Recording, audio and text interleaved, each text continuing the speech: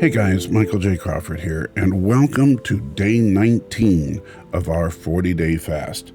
Today we're going to be reading from the Gospel of John, chapter 13, verses 1 through 30. Before the Passover festival, Jesus knew that his hour had come to depart from this world to the Father. Having loved his own who were in the world, he loved them to the end. Now, by the time of supper, the devil had already put into the heart of Judas, Simon Iscariot's son, to betray him. Jesus knew that the Father had given everything into his hands, that he had come from God, and that he was going back to God. So, he got up from supper, laid aside his robe, took a towel, and tied it around himself. Next, he poured water into a basin and began to wash his disciples' feet and dry them with the towel he tied around him. He came to Simon Peter, who asked, "Lord, why are you going to wash my feet?" Jesus answered him, What I am doing, you don't understand now, but afterward you will know." "You will never wash my feet, ever," Peter said. Jesus replied, "If I don't wash you, you have no part with me." Simon Peter said to him, "Lord, not only my feet, but also my hands and my head." "One who is bathed," Jesus told him, "doesn't need to wash everything except his feet, but he is completely clean. You are clean, but not all of you," for he knew who would betray him. That's why he said, "You are not all clean." When Jesus had washed their feet, he put on his robe, he reclined again and said to them, "Do you know what I have done for you? You call me teacher and Lord. This is well said, for I am.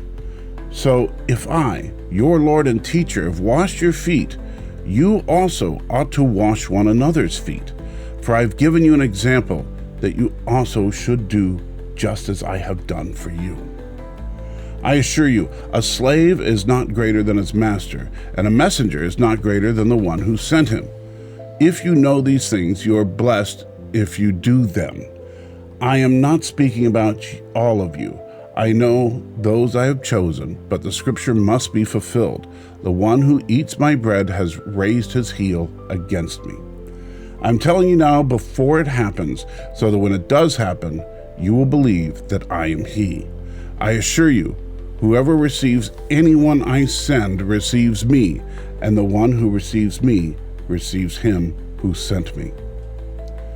When Jesus had said this, he was troubled in his spirit and testified, "I assure you, one of you will betray me."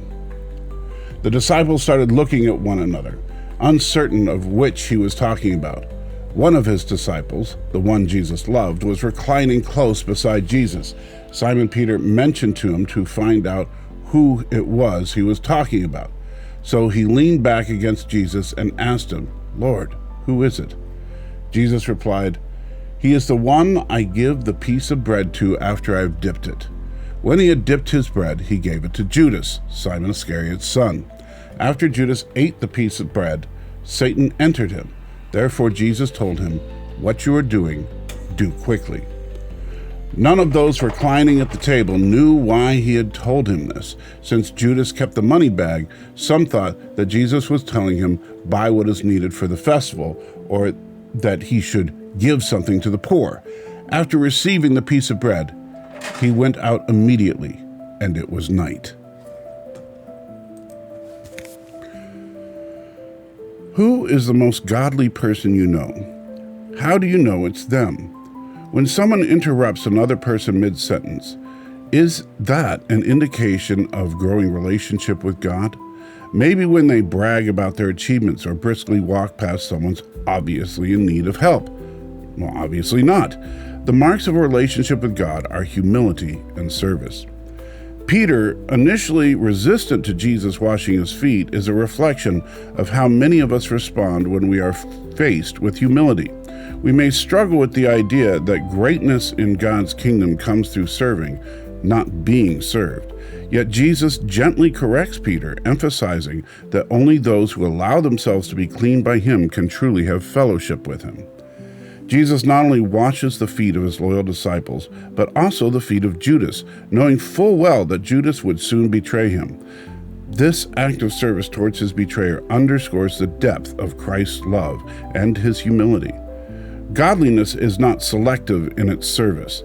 It extends love and service even to those who may reject or oppose us. As followers of Christ, we are called to emulate his example, embracing humility and service as marks of true godliness.